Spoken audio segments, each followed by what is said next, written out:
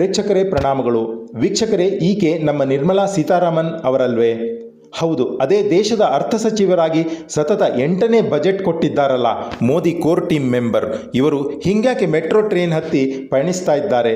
ಅದು ನಿಂತ್ಕೊಂಡೇ ಹೋಗ್ತಿದ್ದಾರಲ್ಲ, ಯಾರಿಗೂ ಇವರ ಗುರುತು ಸಿಕ್ಕಲೇ ಇಲ್ವೇ ಅಂದ್ಕೊಂಡಿದ್ದೀರಾ? ಅದಕ್ಕೆ ಸೀಟ್ ಬಿಟ್ಕೊಟ್ಟಿಲ್ಲ ಅಂತಲೂ ಯೋಚನೆಗೆ ಬಂದಿರಬೇಕು ಅಲ್ವೇ ನಿಮ್ಮ ಮನಸ್ಸಿಗೆ? ಅಲ್ಲ, ಅದು ಹಾಗಿಲ್ಲ.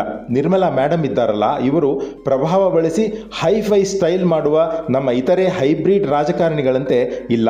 ಈಕೆ ಸಾಮಾನ್ಯ ಭಾರತೀಯರಂತೆ ಬದುಕು ಬಾಳುವ ವ್ಯಕ್ತಿ. ಈ ಹೊತ್ತಿನ ಮುತ್ಸದ್ದಿ ರಾಜಕಾರಣಿ ಕೂಡ ಈ ನಿರ್ಮಲಾ ಸೀತಾರಾಮನ್. ನಿರ್ಮಲಾ ಸೀತಾರಾಮನ್ ಭಾರತದ 2ನೇ ಹಣಕಾಸು ಸಚಿವರಾಗಿ ಕಾರ್ಯನಿರ್ವಹಿಸ್ತಾ ಇದ್ದಾರೆ. ಈಕೆ ಈ ಮೊದಲು ನಮ್ಮ ಮೋದಿ ಸರ್ಕಾರದಲ್ಲಿ ರಕ್ಷಣಾ ಸಚಿವರಾಗಿದ್ದರು. ದೇಶದ ಮೊದಲ ಡಿಫೆನ್ಸ್ ಮಿನಿಸ್ಟರ್ ಆಗಿ ಮಹಿಳೆಯ ಸಾಮರ್ಥ್ಯದ ಪ್ರಭಾವಳಿ ತೋರಿಸಿಕೊಟ್ಟವರು. ನಂತರ ಅರುಣ್ ಜೈಟ್ಲಿ ಅವರ ಅಕಾಲಿಕ ಸಾವಿನಿಂದ ತೆರವಾದ ಹಣಕಾಸು ಸಚಿವಾಲಯಕ್ಕೆ ಲಕ್ಷ್ಮೀ ಕಟಾಕ್ಷವಾಗಿ 2019ಕ್ಕೆ ಈಕೆ ಹಣಕಾಸು ಮಂತ್ರಿ ಆದರು.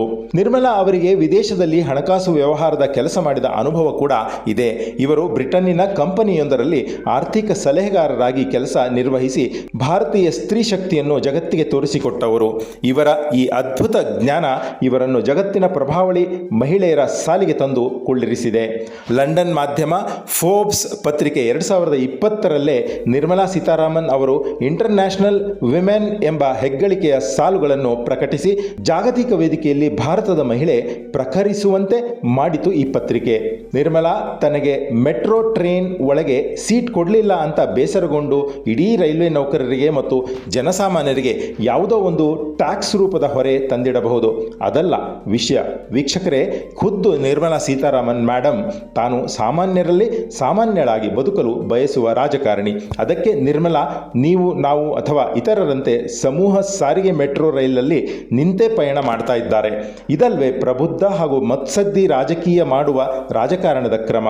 ಹೌದ್ರಿ, ಇದು ಕಾಮ್ಕಾರ್ ಪ್ರಧಾನಿ ನಮೋ ಕೋರ್ ಟೀಮ್ ಮೆಂಬರ್ಸ್ ನಡಾವಳಿ. ನಿಮಗೆ FM ಬಗ್ಗೆ ಅನ್ನಿಸಿದ್ದು ಕಮೆಂಟ್ ಮಾಡಿ ತಿಳಿಸಲು ಮರೆಯದಿರಿ. ನಮಸ್ಕಾರ. ನ್ಯೂಸ್ ರಿವ್ಯೂ ವಿಶ್ವ ಪ್ಲಸ್ ಟಿವಿ. ವಿಶ್ವ ಪ್ಲಸ್, ಜನಹಿತಕ್ಕಿದು ಜ್ಞಾನದ ಜಾಲ.